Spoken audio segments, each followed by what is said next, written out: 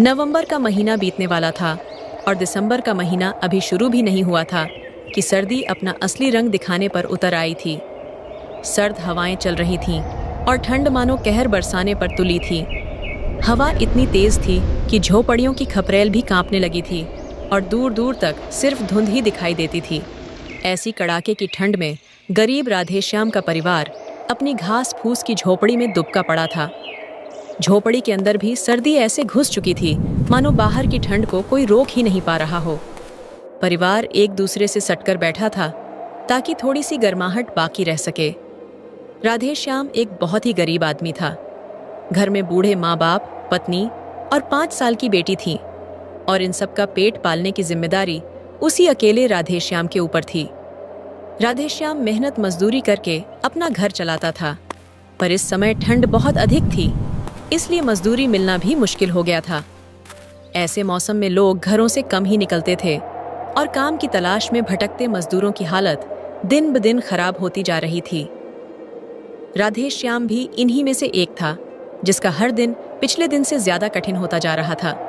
मगर मजबूरी क्या न करवाए, राधेश्याम को काम ढूंढने के लिए बहुत सवेरे ही निकलना पड़ता था। अरे भगवान, ये कैसी सर्दी पड़ रही है इस बार। हाथ पैर जैसे सुन हो गए हैं, जलाने को एक टहनी तक नहीं बची। लगता है जैसे ठंड शरीर के अंदर तक उतर गई हो। हाय राम, गरीबी सच में बहुत रुलाती है। हाँ, गरीबी भी क्या चीज है, एक चादर तक ढंग की नहीं है हमारे पास। लेकिन गुड़िया किधर चली गई? इतनी ठंड में कहीं बाहर तो नहीं निकल गई? अरे नहीं, गुड़िया बाहर नहीं गई, ठंड से बचने के लिए बोरी में घुसकर सो गई है। हाय मेरी बच्ची, उम्र खेल कूद की है और सोना पड़ रहा है बोरी में। ईश्वर जाने कब हमारी हालत सुधरेगी। हिम्मत रखो, बस रात कट जाए, सुबह कुछ न कुछ इंतजाम कर ही लेंगे। बच्चों के लिए कोशिश तो करनी ही पड़ेगी। सर्दी इतनी तेज थी कि वह रात भर ठीक से सो भी नहीं पाता था। ठंडी हवा झोपड़ी के टूटे छप्पर से भीतर घुसकर उसके बदन को सुन्न कर देती थी। फिर भी उसके मन में सिर्फ एक ही चिंता रहती, घर का चूल्हा जलेगा कैसे। आज सुबह होते ही वह काम पर जाने की तैयारी करने लगा। अरे ओ भगवान, ये कैसी सर्दी है। घर में एक ढंग का कंबल तक नहीं। बच्चे ऐसे कांप रहे हैं कि दिल फट जाता है।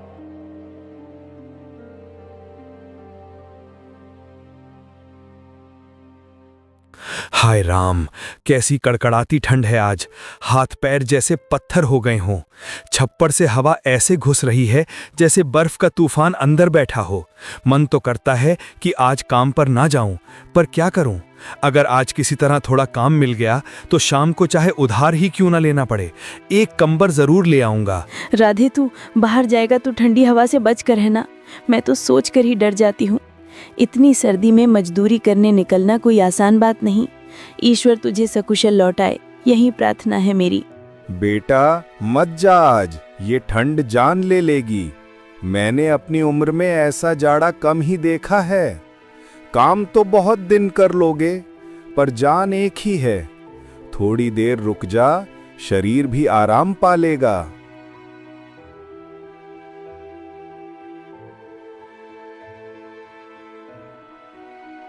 हाँ, ठंड तो बहुत है, पर सुनो जी, अगर तुम आज काम पर नहीं गए तो हम खाएंगे क्या? यही सोचकर दिल टूट जाता है, पर ठीक है, मैं कोशिश करूंगा कि जल्दी लौट आऊं। भगवान करे आज कुछ काम मिल ही जाए। इतना कहकर राधेश्याम कांपते हुए मजदूरी करने के लिए घर से निकल जाता है। सर्दी के कारण उसका शरीर बुरी तरह थरथरा रहा था। हाथ तो मानो जम से गए थे और उसके दांत लगातार किटकिटा रहे थे। रास्ते भर ठंडी हवा उसके चेहरे पर चाबुक की तरह लग रही थी और हर कदम पिछले कदम से ज्यादा भारी महसूस हो रहा था। फिर भी राधेश्याम रुकने वाला नहीं था। हे भगवान, कैसी ठंड है। हाथ पैर सुन्न पड़ रहे हैं और दांत किटकिटा रहे हैं, पर रुकूं भी कैसे। घर में सब इंतजार कर रहे हैं। इतनी कड़कड़ाती ठंड में कौन बाहर निकलता है, मजबूरी ही निकालती है। गरीबी भी कैसी चीज है, मौसम देखती ही नहीं। भूख रोज आग लगाती है। अगर आज भी काम ना मिला तो चूल्हा कैसे जलेगा। धुंध इतनी है कि सामने कुछ दिखता नहीं, पर फिर भी चलना पड़ेगा। बस भगवान आज खाली मत लौटाना। हाय रे गरीबी, इंसान को क्या क्या नहीं करवाती। ये कहते कहते राधेश्याम की नज़र कुछ दूर जल रहे अलाव पर पड़ती है। वहाँ कुछ मजदूर बैठे अलाव के पास आग सेक रहे थे। ठंडी हवा में वह अलाव दूर से ही गर्माहट का एहसास करा रहा था, मानो किसी ने रात के अंधेरे में छोटा सा सूरज जला दिया हो। अलाव दिखाई देते ही राधेश्याम अलाव की तरफ दौड़ पड़ता है। उसके मन में बस यही ख्याल था कि थोड़ी देर इस आग के पास बैठकर वह अपनी ठिठुरन को काबू कर सके। अरे भाई, आज की ठंड तो हिम्मत ही चूस ले रही है। ऐसा लगता है कि हवा नहीं, बर्फ की सुइयां उड़ रही हों। सुबह से काम की भी कोई उम्मीद नहीं दिख रही। मालिक लोग इस सर्दी में घर से बाहर निकलते ही नहीं। सच कह रहा है यार, आज की ठंड तो शरीर तोड़ दे रही है। हाथ पैर पत्थर जैसे हो गए हैं। ऊपर से काम न मिलने की चिंता अलग। इस मौसम में भला कौन बुलाएगा। अमीर लोग तो कंबल ओढ़कर हीटर चला लेते हैं, उन्हें क्या फर्क पड़ता है। गरीबी में तो यह ठंड दुगुनी चुभती है। अभी तो बस यही आग हमें जिंदा रखे हुए है।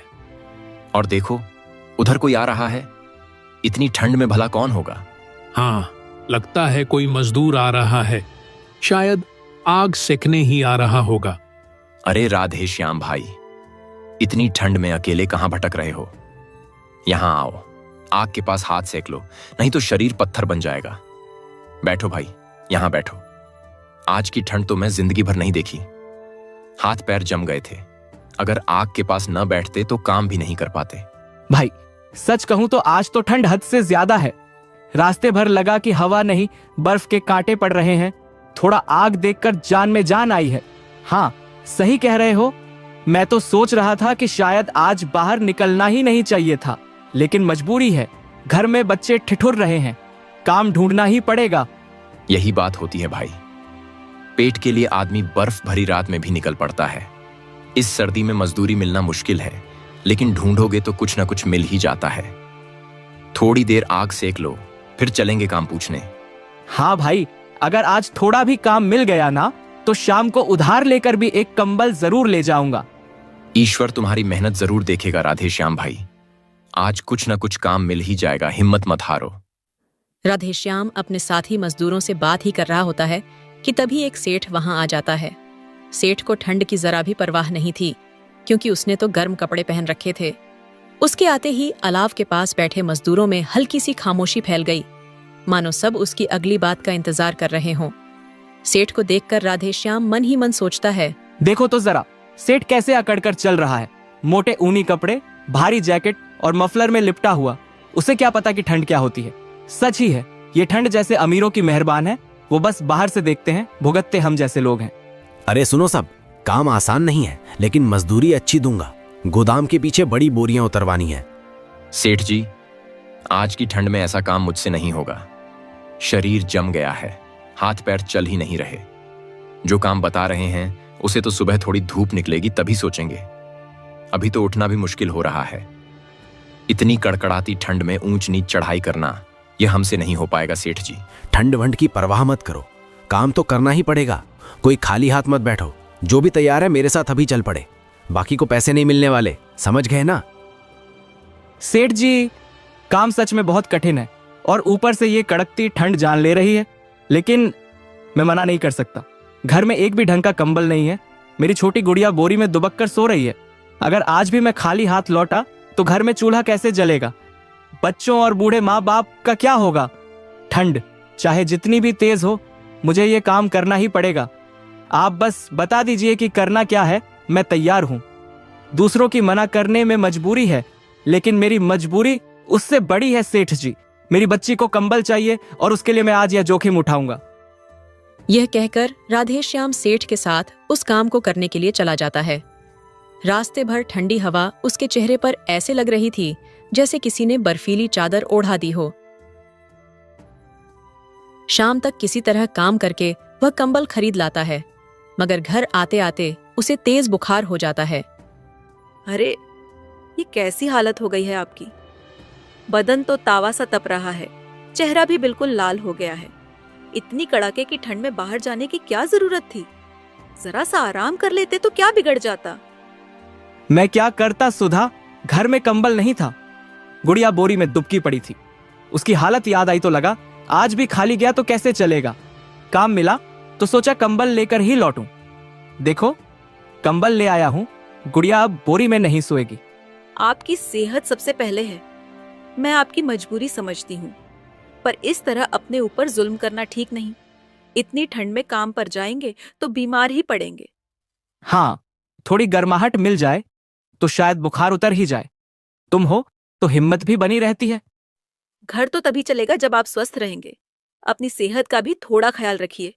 आपका यह त्याग सबसे बड़ी कमाई है, पर ऐसे खुद को तकलीफा देते रहे तो हम सबका सहारा कौन रहेगा। मगर राधेश्याम को ऐसी ठंड लगती है कि वह उठ नहीं पाता। घर वाले उसे संभालने की पूरी कोशिश करते रहे, लेकिन उसके हाथ पैर धीरे धीरे बिल्कुल सुन्न पड़ते जा रहे थे। रात भर उसकी सांसें कांपती रहीं और बुझते दिए की लौ की तरह उसकी ताकत भी कम होती चली गई। गर्म कंबल तो उसे मिल जाता है, मगर पैसे के अभाव में उसे इलाज नहीं मिल पाता। इसलिए एक दिन राधेश्याम ठंड की बलि चढ़ जाता है।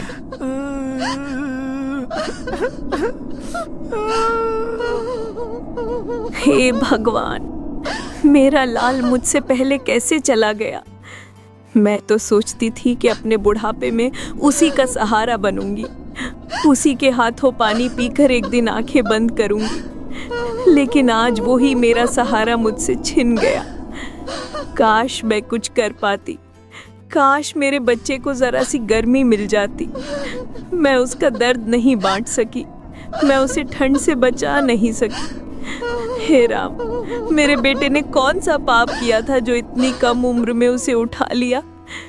अब इस बूढ़ी माँ का क्या होगा, किसके लिए जीऊंगी मैं। आपने हमेशा सबके लिए सोचा, बस अपने लिए कभी नहीं। बार बार कहा था ना, अपनी सेहत का भी ध्यान रखा कीजिए, लेकिन आपने तो हमेशा हमारे लिए खुद को दांव पर लगा दिया। देखिए, कंबल तो ले आए, लेकिन खुद हमें छोड़कर चले गए। अब मैं किससे कहूँ कि इतना ठंडा मौसम संभल कर बिताइए। गुड़िया को कौन समझाएगा कि उसके पिता अब लौटकर नहीं आएंगे। हमारे घर की नींव ही खो गई है। आपने तो हमें इस ठंड और इस दुनिया की जिम्मेदारियों के बीच अकेला छोड़ दिया। अब हम कैसे संभालेंगे खुद को।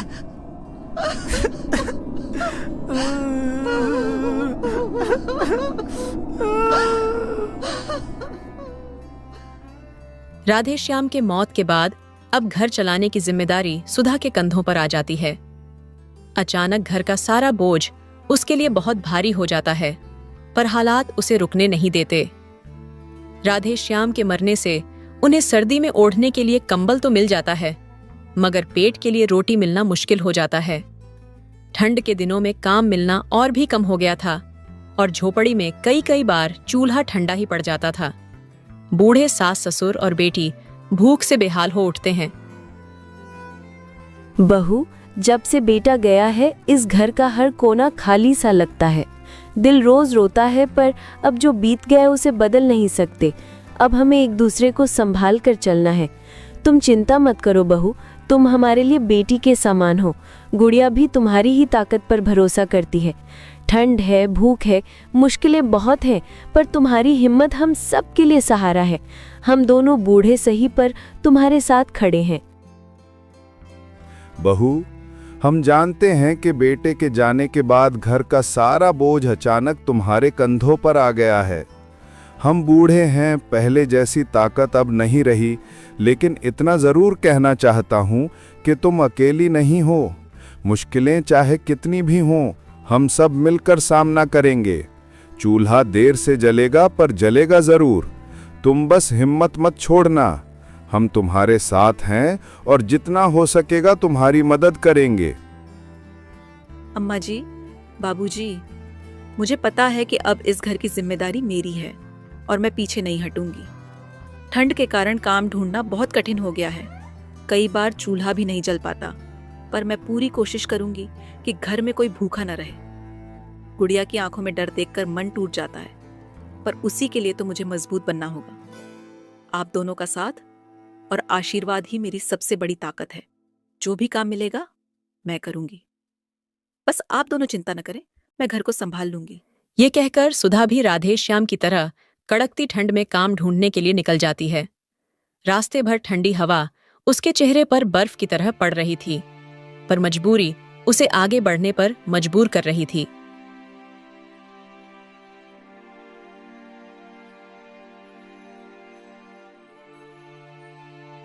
भैया क्षमा कीजिएगा, क्या एक बात कह सकती हूँ?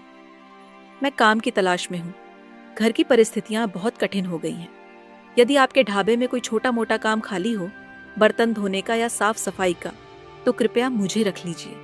मैं पूरी मेहनत और ईमानदारी से काम करूंगी। जो भी काम आप दें मैं निष्ठा से कर लूंगी भैया। बस इतने भर से घर में चूल्हा जल जाएगा, यही मेरे लिए बहुत है। बहन, इतनी ठंड में बाहर निकलना ही बहुत हिम्मत का काम है। चेहरा देखकर ही समझ आ रहा है कि काफी तकलीफ में हो। काम की जरूरत तो है मुझे भी।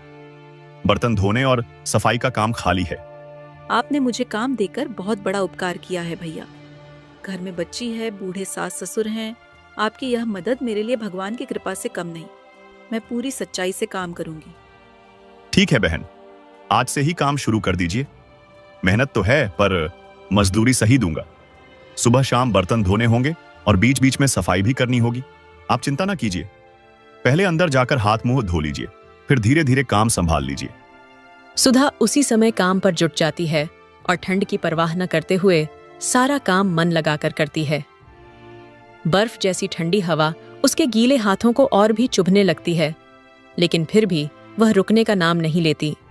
सुधा का काम देखकर हरि बहुत खुश होता है। सुधा कड़कती सर्दी में कांपते हुए बर्तन धोते हुए रो रही होती है, मानो आंसू और ठंड दोनों मिलकर उसके दिल का दर्द बाहर ला रहे हों। बहन, आप रो क्यों रही हैं? मैंने तो आपको मेहनत करते देखा था, लेकिन ये आंसू, क्या कोई परेशानी है? अगर कुछ कहना चाहें तो निश्चिंत होकर कहिए। भैया, दरअसल हालात ही ऐसे हैं कि मन संभलता नहीं। पति को ठंड ने छीन लिया। इलाज के पैसे भी नहीं थे। घर में बूढ़े सास ससुर और छोटी बच्ची हैं। कई कई दिन चूल्हा ठंडा रह जाता है। कंबल तो मिल गया, पर रोटी का इंतजाम नहीं हो पाता। मजबूरी में आज इतनी सर्दी में बाहर निकलना पड़ा। काम मिला तो लगा शायद आज घर वाले भूखे न सोएंगे। बस यही सोचकर आंसू रुक नहीं रहे। बहन, आपका दर्द सुनकर मन भारी हो गया। दुनिया में बहुत लोग मुश्किलें झेलते हैं, पर जो हिम्मत आप दिखा रही हैं वह कम नहीं। इतनी ठंड में भी आपने जिस लगन से काम किया है वह किसी की भी आंखें नम कर दे। आप चिंता मत कीजिए, यहां आपका मान रहेगा और काम भी। जितना बन पड़ेगा मैं आपकी मदद करूंगा। बस हिम्मत बनाए रखिए, आपकी मेहनत रंग लाएगी। अब पहले थोड़ा गर्म पानी पी लीजिए, फिर आराम से काम कीजिए। मैं हूं ना, घबराइए मत। आपका बहुत बड़ा उपकार है भैया। मैं बस इतना चाहती हूँ कि घर में कोई भूखा न रहे। बाकी तकलीफें तो सह लूंगी। ये कहकर हरि अपने काम पर लग जाता है। रात भर सुधा की हालत उसके मन में घूमती रही। सुबह होते ही उसके मन में यह बात साफ थी कि सुधा को किसी न किसी तरह थोड़ी मदद की जरूरत है। और अगले दिन जब सुधा काम पर आती है तो हरि उसे कुछ गर्म कपड़े और कंबल देते हुए कहता है, बहन, जरा इधर आइए। कल आपकी हालत देखकर रात भर मन भारी रहा। इतनी ठंड में अकेले सब संभालना आसान नहीं होता। ये कुछ गर्म कपड़े और एक कंबल है, कृपया इसे रख लीजिए। मेरे मन को थोड़ी राहत मिलेगी कि आप काम करते समय इतनी ठंड नहीं झेलेंगी। अरे भैया, ये सब क्यों? आपने पहले ही काम देकर बहुत बड़ा सहारा दिया है। मैं आप पर और बोझ नहीं बनना चाहती।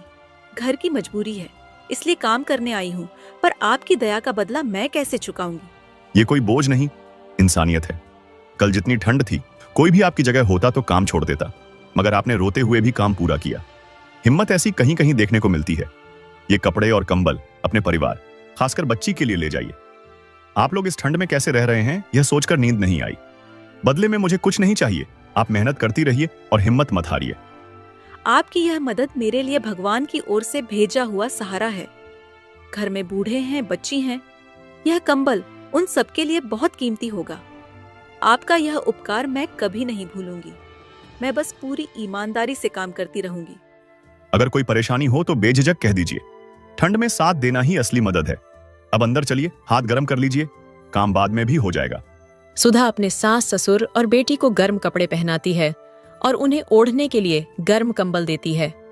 इतने समय से ठंड सहते सहते उनके शरीर थक चुके थे, इसलिए कपड़े मिलते ही उनके चेहरे पर हल्की राहत दिखने लगी, जैसे गर्म कपड़ों ने माहौल को थोड़ा सहने लायक बना दिया हो। बहू, ये तू कहाँ से ले आई? इतने दिनों से हम लोग ठंड में बस कांप ही रहे थे। कपड़े पहनते ही जैसे जान में जान आ गई। भगवान तुझे खुश रखे बेटिया, तूने तो हमारी उम्र बढ़ा दी। बहू, तू तो सचमुच इस घर की लक्ष्मी है। बेटे के जाने के बाद भी तूने हमें संभाल रखा है। हम क्या दे सकते हैं तुझे? बस दुआ करते हैं कि भगवान तुझे हर मुश्किल से बचाए।